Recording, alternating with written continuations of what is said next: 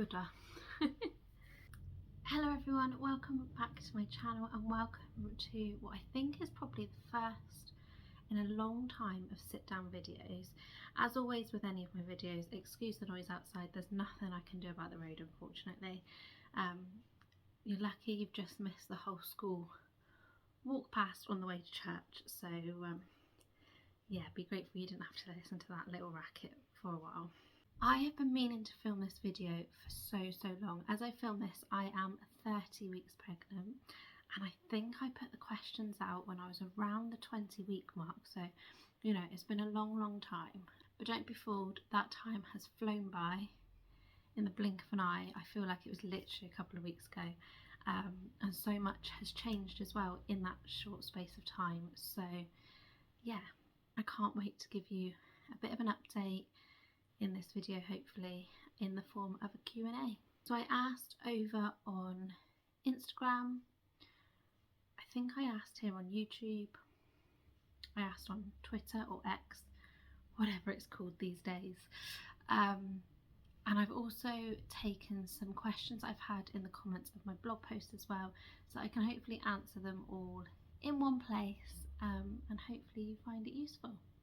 I am also filming, or in the process of filming, my third trimester video, so symptoms wise the majority of that will be on there because I don't want to keep repeating myself. I've already done a first trimester and a second trimester, which hopefully should be up before this video, and the third one will be coming along at some point very soon, because obviously I'm well into the third trimester now. But anyway, on to the questions.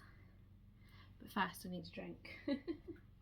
So I'm just going to do these at random. There's not going to be any order to them, which I know is probably annoying to some people, but I just haven't got the patience to sit down and put them in order or anything. But the first question is, how are you feeling? I'm feeling mixed emotions. In myself, I don't feel too bad. Yesterday I felt horrendous. I literally felt like I had a hangover all day, to the point that I just went back to bed and pretty much wrote most of the day off. But yeah, in myself I'm feeling not too bad. I've been stressed quite a bit, which I don't think is helping. Someone's choking outside the window. They can keep those germs to themselves. My breathlessness isn't as bad as what it was earlier on in the pregnancy. My tiredness has, touch wood, gone away to a large extent, but it has been replaced with insomnia. So right now my routine is not really a routine as such. It's just to kind of take each day as it comes. But yeah, I'm not feeling too bad is all I'd probably say on that. I won't say I'm feeling on top of the world, but yeah, not too bad. The next question is, what have you been craving the most, and is there anything unusual? I don't really have cravings, which actually surprised me because I thought I'd be in all of the like weird stuff. I have little like moments here and there. Like I remember in my first trimester, all I really wanted was strawberries and chocolate. You'll hear this motorbike a lot, or moped, whatever it is, because he likes to go up and down the road like an ass. Yeah, what else did I like? I went through a phase of really liking pickle, liking sandwiches, like cheese and pickle sandwiches. And then other than that, it's the only things I can think of is crunchy chocolate bars, as in like Dairy Milk Crunchy. I think it's Dairy Milk in it. Occasionally I'll just really fancy one of those. And the other thing was Poundland were doing for Halloween a like mixture of sweet bag thing, and it had like little, about this size, bite-sized versions of the refreshers, you know, those chewy sweets, and they had the blue one, the pink one, and they had a sour apple one. Like, I would go through a phase of really wanting one of those on one day. But as it stands at the minute, oh, the other thing I really quite fancied was McDonald's as well. But baby girl did not enjoy McDonald's in the slightest. She was alright if I had a Happy Meal cheeseburger. If I went for a quarter pounder, it just wouldn't stay down, so I gave up on that score. But yeah, I think that's it really. Like, as the pregnancy's progressed, I don't really crave anything anymore other than the odd crunchy bar. Next question, what's been your favourite part about being pregnant? I'd probably say feeling baby girl move is probably my most favourite part. Nothing describes, or nothing can describe how it feels. Yeah, it just makes me smile every time. And now that I'm so far along, she is regular as clockwork, so she likes to wake me up at 3 AM with a nice big kick. But yeah, I'd probably say that's my most favourite bit of pregnancy. It hasn't been plain sailing, which I think there's some questions that I can touch on that a little bit more. But yeah, it hasn't been plain sailing, and so I've just kind of taken those little moments as and when I can. I've also really enjoyed picking bits up for baby girl, getting the nursery ready. We finally got some like decor in there. Obviously she's not going to go in there for quite a while, so at the minute it's still very much a storage room, which we will have to sort out at some point. Next question is, are there any questions you have for us who have been on this journey before?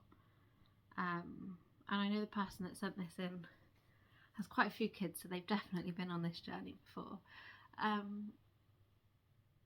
don't think there is, to be honest. I feel like, for me personally, I've managed to get through it in the sense of it's all unknown. Whereas I think if I read too much into everything, I think I'll probably overwhelm myself and quite possibly become quite anxious, which I don't want. I'm already on like alert with the midwives for anxiety and depression, so I'm very, very conscious of keeping that happy balance and just doing little bits here and there. I have started reading a book to do with pregnancy, well, to do with like pregnancy and newborn.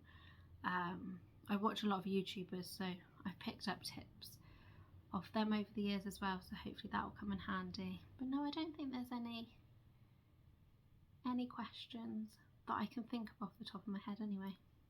Are you scared of giving birth? In truth, no, which might surprise you, but I'm not.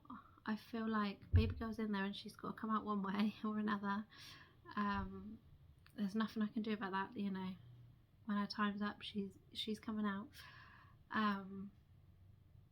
I wouldn't say that I'm scared. I'd probably say I'm a bit apprehensive because, again, it's the unknown, which obviously through pregnancy I've quite liked the unknown, being kept to the unknown. So yeah, I'd probably say I'm a bit apprehensive because there's like a period of around when baby girl's due, and obviously just after, you can't really envisage what it's going to be like, because I don't know if it'll be a natural birth, whether I'd need a cesarean, whether I tear, how I heal, because obviously this is first baby. You just don't know any of these things, and even if it's not your first baby, every pregnancy and labour is different. So yeah, I think that's just the like apprehensive bit of, there's almost like a month or so where I'm just like, I don't know what's going to happen in that month, you know, other than I'm going to have baby girl. I don't know any more than that. So yeah, ignorance is bliss at the minute. Home birth or hospital birth?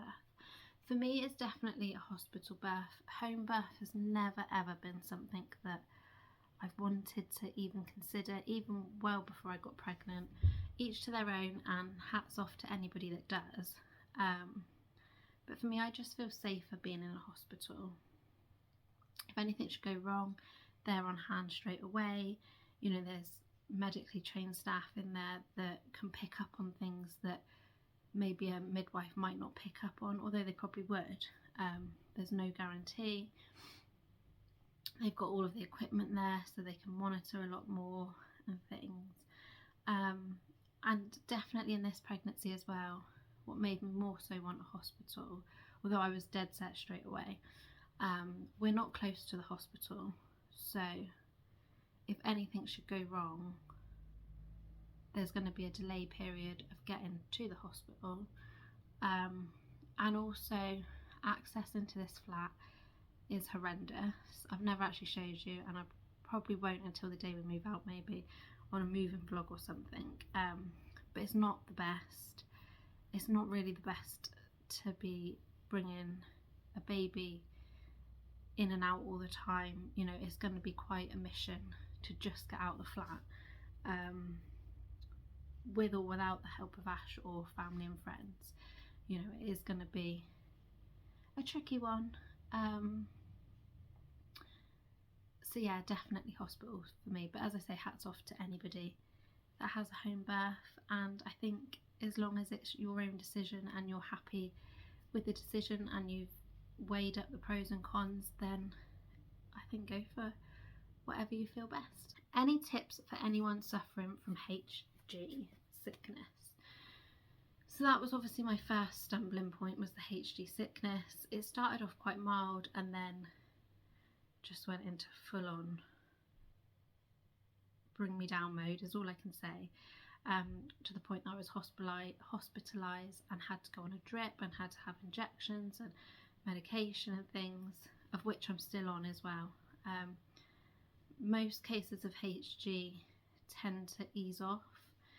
Mine decided it wasn't going to. So I'm still medicated on that. In terms of tips to help with it, I'd say try and keep as much water down as you can. Easier said than done, I know. I mean, when I was hospitalised, I had thrown up, I think the final count was something like 22 times, something like that, within the space of 24 hours. Which, yeah, it wasn't pleasant, and I couldn't keep water down. So I definitely think keep your fluids up as much as you can, even if you can't really eat anything, or just eat like dry things, just to try and keep going. But if you can't keep fluids down, then get medical assistance, whether that's phoning the helpline, phoning your GP, going to A&E. And don't think that if you've got severe sickness like that and you can't keep fluids down, don't feel that it's not enough to warrant going to A&E, because it is. The doctor there confirmed it for me, I had to get there, otherwise baby girl would have been at risk, and I would have been at risk as well, because I was severely dehydrated. In terms of other tips, I have written a blog post which I'll try my best to leave linked down below. If not, there is always a link to my blog, and it was only written in the last 6 weeks or so, so it's not that far to scroll back, because I haven't kept on top of my blog recently. That's a whole nother story. So definitely check out that blog post. But yeah, I'm really feeling for you if you have got HG, because it's really not nice. How has Ash handled your pregnancy so far? Amazingly. Obviously there was the first initial shock, and then there was the panic of what do we do, because we lived in 2 different counties, and obviously we needed to somehow come together, somehow afford it. By me moving up here, I had to give up the jobs I had down there. So yeah, that was a little stressful period, and I was very, very upset for quite a while, at having to leave Trix behind, and essentially leaving everything that I've ever known behind. I was moving to somewhere not completely new to me in a way. I know a little bit of the area, but definitely not more than like a day trip here and there kind of thing. So yeah, but he was really, really supportive even through that. Right up until like now even, and I know beyond, I know he's going to be really supportive still.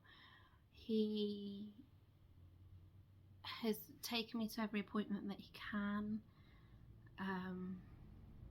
He's helped around the flat. He's told me to sit down and shut up a few times, not in a horrible way, but just in the sense of when things in the flat are getting on top of me, whether it's cleaning, whether it's we've gone for the food shop and he can see that I'm exhausted, and he'll literally just be like, go and sit down, no arguing, put your feet up, have a drink, have a rest, which is something I needed, because usually I tend to, if I've got something like between my teeth kind of thing, whatever the saying is, baby brain doesn't do sayings anymore, I will have to get it done. But obviously being pregnant and so far along in pregnancy now, my body's like, whoa, that's not happening. So every now and again I just need him to be like, no, go and sit down, you know. But yeah, he's been really, really supportive. He's talked me through certain things. So obviously my HD sickness, he was there the whole time, like with me in hospital, made sure I got enough rest, etc. And even afterwards he would send messages, make sure you've taken your medication, make sure you've drunk plenty, you know, things like that.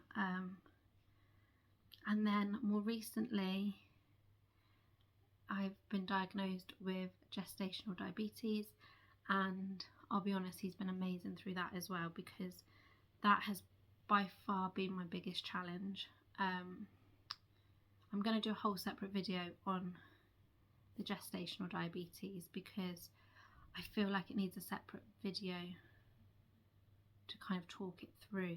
And also there's not really that much information and videos and stuff on here and online in general to kind of help when you first get diagnosed with gestational diabetes. So hopefully that video can be a little bit of a pointer in the right direction. But let's just say it has been an absolute emotional roller coaster the last few weeks, and yeah, he's just been amazing is the only way I can describe it.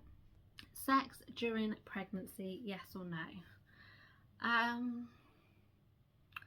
As long as you've got the go ahead to have sex during pregnancy, then I don't see why not. Obviously some people feel a bit weirded out, and that's absolutely fine. There are reasons, especially like depending on where your placenta is, which I didn't even know was a thing before getting pregnant. I just thought your placenta was inside. There's different versions, and different versions mean different things, whether sometimes, to be fair, I'm quite lucky because I've got a posterior placenta. I don't fully know what it means. I have googled it, but it's just like the placement of where it is. So I'm quite lucky because I felt baby's kicks earlier on, but whereas some other placements of the placenta you can't feel the kicks, and some they say that you shouldn't have sex. So definitely bear that in mind. But as long as you feel comfortable, then yeah, go for it. One thing I would say is the further into pregnancy you get, the less frequent it is, and the less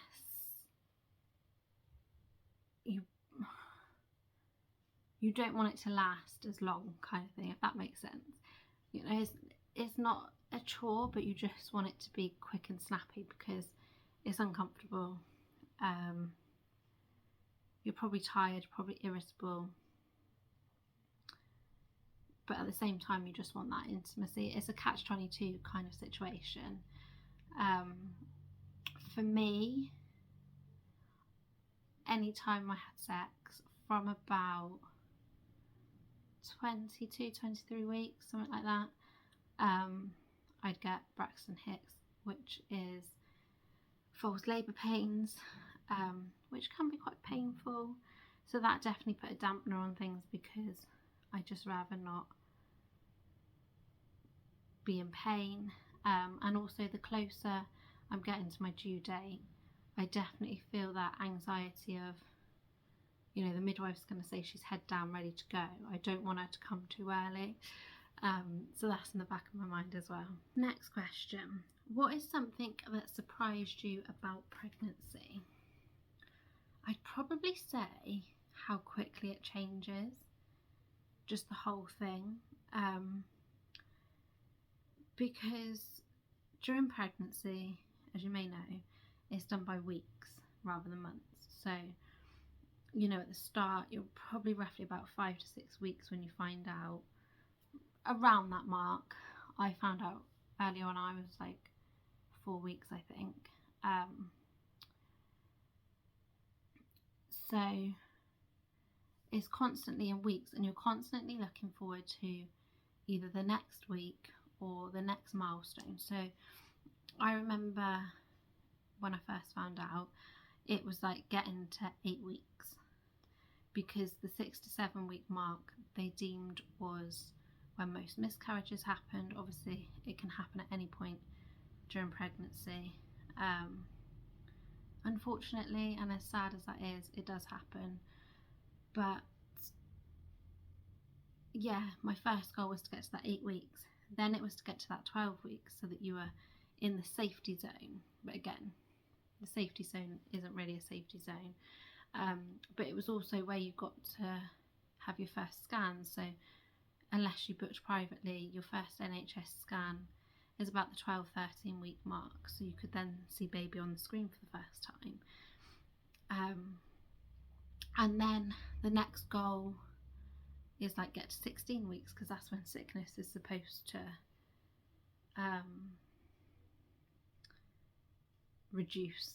Obviously it didn't in my case. And then it's like 20 weeks because you're having another scan, and you know, it just goes on and on like that. So you're kind of always looking to the future in a way, and you're kind of wishing that time away, because you just want to get to that next milestone. But then in amongst that, I feel like everything changes on a weekly, sometimes daily basis as well. One minute you're having a high, the next you're on a low. You know, one minute you're feeling sick, the next you've got so much energy you could literally clean the whole house. And I think that surprised me. I thought it would be like a period of time, you know, like a week or two, where I suddenly had this burst of energy, but actually it's a day, if that. It can be a few hours. And that definitely surprised me quite a bit. Next question, are you planning on breastfeeding or bottle feeding? The age-old question. I'm not going to spurt off, you know, breast is best or anything like that. I've always been a firm believer is fed is best, and I know that annoys some people, but to me, when you have a baby and you're caring for it and you want the best for it, you just want their tummies to be full and them to be happy and content. So like for me, it doesn't matter which option somebody chooses, or whether they combi feed, you know, you have to do what's right for you. Personally, I'm hoping to breastfeed, and then a little bit further down the line express as well. Just partly because for me it feels the most natural, it feels the most right thing to do, I guess, in terms of me.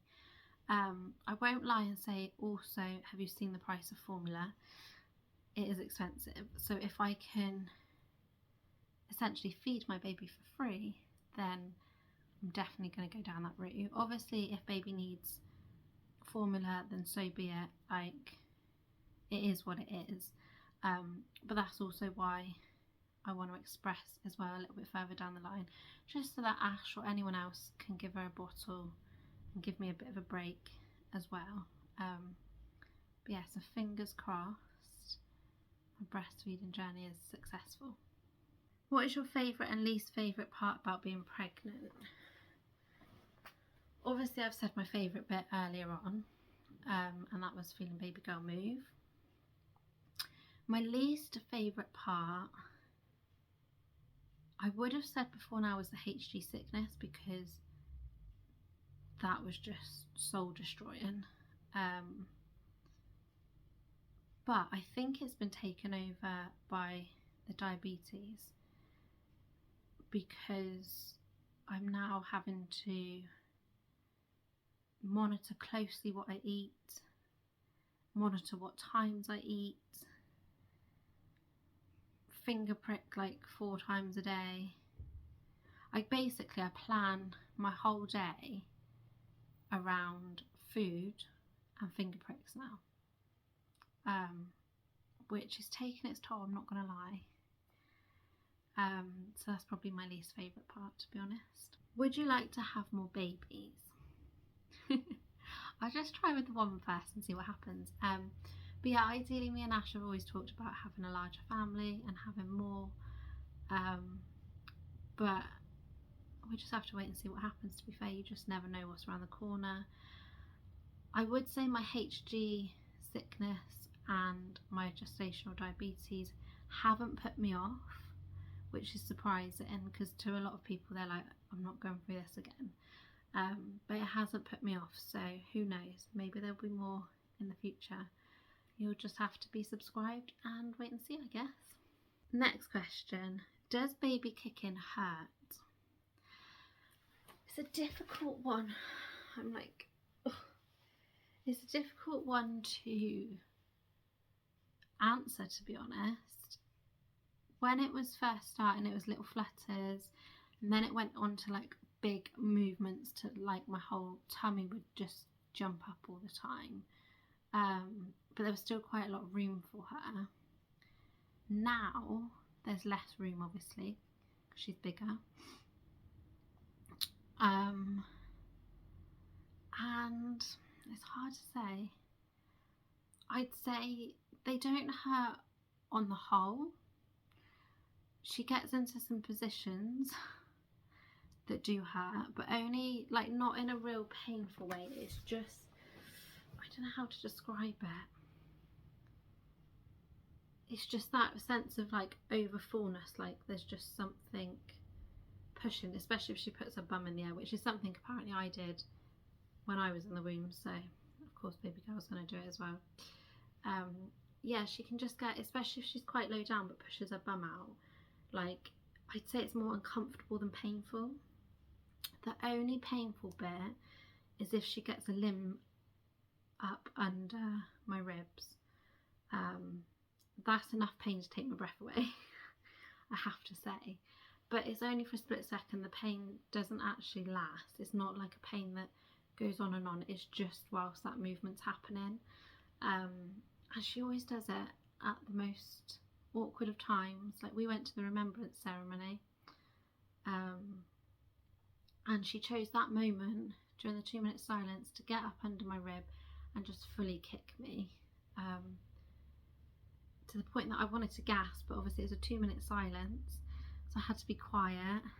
But yeah, just like bits like that. It tends to be like if it's really quiet, she'll just go up under the ribs and be like, have that one. But on the whole they don't hurt, and even the ones that do hurt, they don't hurt for very long. Even when she's in one of those awkward positions, I just kind of like pat her and a bit like, move along please, and she soon moves. So yeah, it's nothing to worry about. Did you always feel like you were having a girl? This is a funny question, because no, I didn't. I was adamant I was having a boy. I didn't mind what I had, I just wanted them to be healthy. As cliche as that sounds, like that's all a mother wants. But yeah, I was adamant it was a little boy. Ash was adamant it was a little girl. So we went into the scan knowing that one of us was going to be right, and it turned out to be Ash. And in a way I'm kind of, I wouldn't say disappointed, but I think there's always that thing of you want a boy first to look after the girl kind of thing. But this is 21st century and it don't work like that. I might have all girls, who knows. I would obviously like a boy. I'd like to at least have one of each. But yeah, I'm not, at the same time, I'm not disappointed that it's a girl, and the place is just overrun with pink stuff now, and I know as she grows up it's going to be 2 against 1, and Ash's wallet is just going to basically be empty all the time. So to answer that, no, I did not feel that I was always having a girl. And to be fair, just as a side note, I'm still not 100% convinced. Like, I've had multiple scans, and I've bought all the girly stuff, but there's still a part of me that thinks she's going to come out and it's actually going to be a boy. And I don't think that feeling goes away until they're in your arms. Any remedies for heartburn? Currently 25 weeks and it's killing me. Heartburn I haven't suffered too bad with, so I'm only going to presume if the old wives' tale is true, then baby girl doesn't have much hair and is probably bald. But I do get it occasionally depending on what I've eaten, and I'll be honest, I have got some of the Gaviscon liquid sachets that I can use. I haven't had to use those. Instead I've been using Love Heart Sweets up until obviously diabetes diagnosis. But yeah, Love Heart Sweets, I don't know quite what they're made of, but definitely give them a go if you haven't, because they work wonders, and it's quite nice to have a little sweet treat as well. Have you picked out a name? Yes, we have. We actually picked out a name quite early on.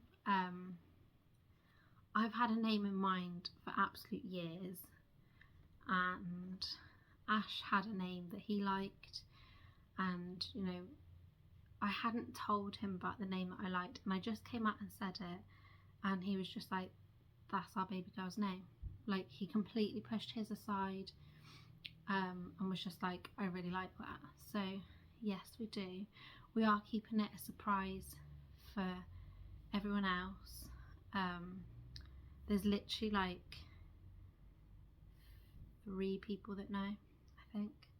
Yeah, 3, obviously other than Ash and myself. There's 3 people that know the name, and they all love it as well. But yeah, it will be a surprise until baby girl is here. I've had to like edit it out sometimes in videos because I've accidentally said it. So yeah. We've definitely got one picked out. I am going to probably do a baby names kind of list video at some point soon. Just sharing some of the ones that we like. I probably won't include the name on there because I think when I say it you'll know straight away and that surprise will be gone. But I probably will include some of the other names we liked and that we might use in the future if we get the opportunity to. Did you feel anxious in the first trimester? If so, how did you overcome it? I felt incredibly anxious. Obviously, I was anxious about the whole situation with me and Ash because we needed to find somewhere to live. It was the be all, you know, the be all and end all. We had to find somewhere that we could both live. We had to amalgamate the 2 lives into one because we lived in different parts of the country, and so that made me anxious on that score. And leaving Trix made me anxious because I didn't want her to think I was abandoning her. Thankfully I think she's alright, you know, she knows that when I come down to see her there's usually a treat for her. So she kind of like gives me a kiss and a cuddle and then looks at my handbag like, what have you got for me this time? But I was also really anxious over the pregnancy as well because obviously so much can go wrong, especially in the first trimester. And I feel like in the first trimester you're kind of on your own because you're not necessarily telling people about it, although I did tell those close to me because I knew I'd want their support if something did go wrong. But other than that you weren't really telling anybody, but people probably thought you were being off because you didn't feel very well.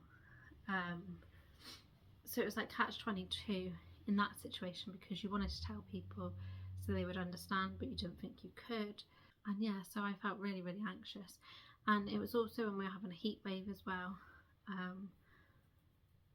So that was making me anxious because I'd read that not being able to cool your body down could result in a miscarriage.